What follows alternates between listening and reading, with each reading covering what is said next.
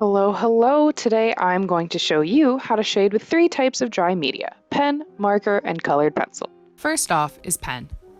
Now, with any new medium, you'll want to create a value scale so you can get practice creating a whole range of values. I like to start with 5, my darkest value, and work my way towards 1, my lightest value. With pen, you'll want to apply the most pressure with your 5 value and steadily use less pressure as you work your way towards lighter values. Working in layers is a great way to build up value with pen, as is varying your mark making techniques, meaning the direction and style of how you lay down your ink. With darker values, you'll use more pressure and a heavier stroke, and with lighter values, less pressure and a lighter stroke. And now on to the speed paint, where I will be demonstrating how to use ballpoint pen in a full illustration. So I made the decision pretty early on to fill in the whole background that surrounds the bones that I'm going to be coloring today, just so that way it looks like the bones are super contrasted, bright white.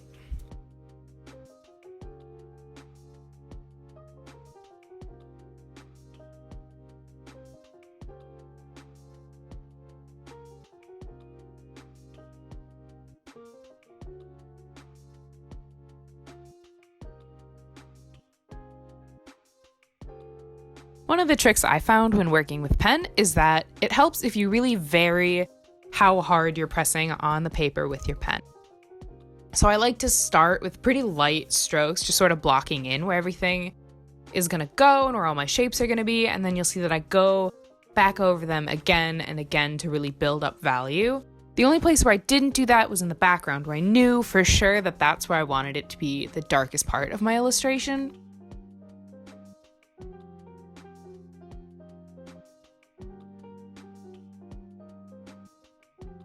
And things that were farther away got more layers than things that were closer up. But I also wanted to keep in mind what I was drawing was bones, and bones typically are white, so I wanted to keep those a pretty light color.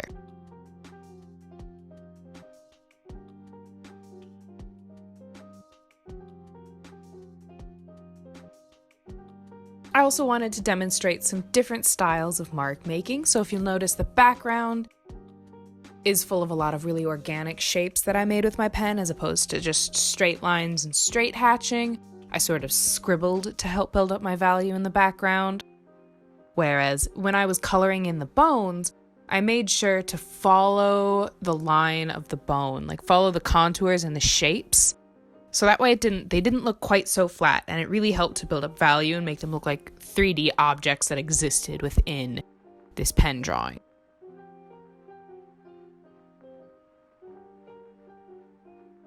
All right, and now on to our next dry media, alcohol-based markers.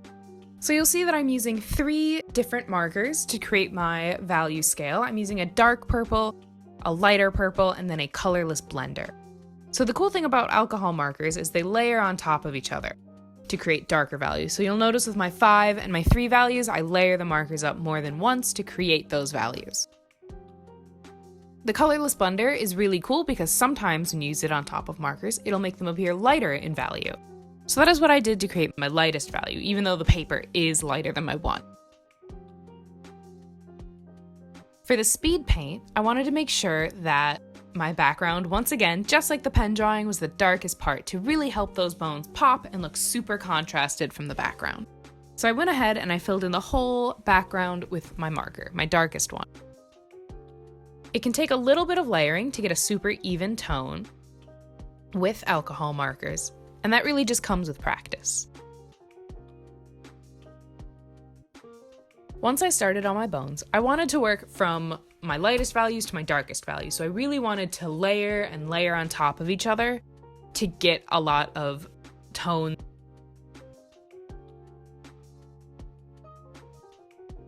One trick that you can do with alcohol markers is if you don't have a pastel version or a lighter version, like you'll notice my light purple is the lightest purple marker I have, is you can touch the tip of your lightest marker to your colorless blender, and it'll transfer the pigment from your darker marker to the colorless blender and sort of create a lighter tone. So you'll see me do that a few times.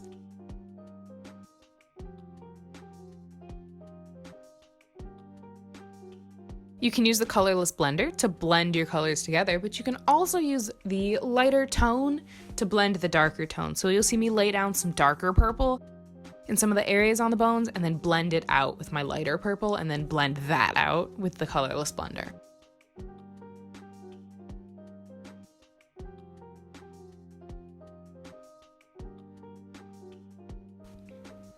And now on to colored pencils.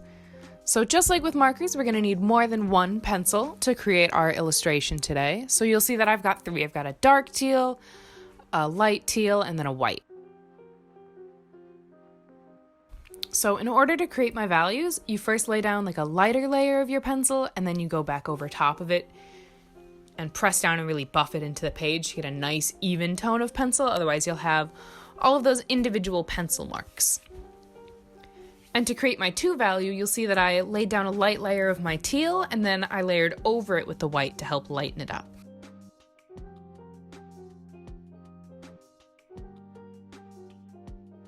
All right, and same thing here. I wanted my background to be the darkest part of my illustration today. And so I went ahead and I just filled in the whole background with my darkest tone.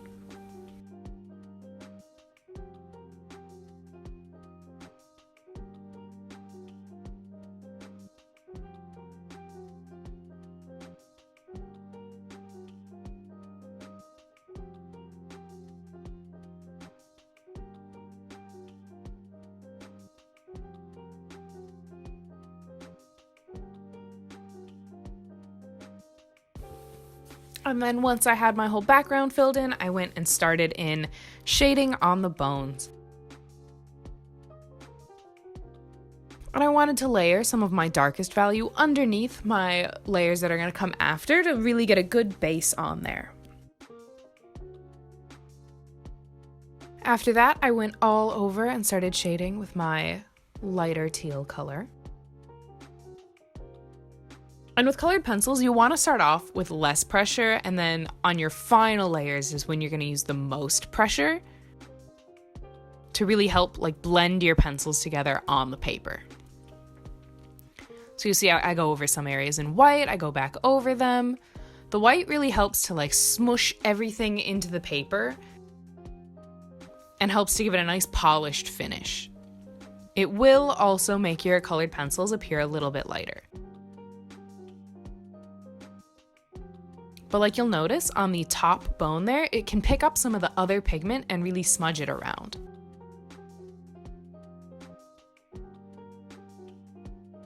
And here I am just darkening up a few things that I felt like needed a couple extra layers. Thanks for watching!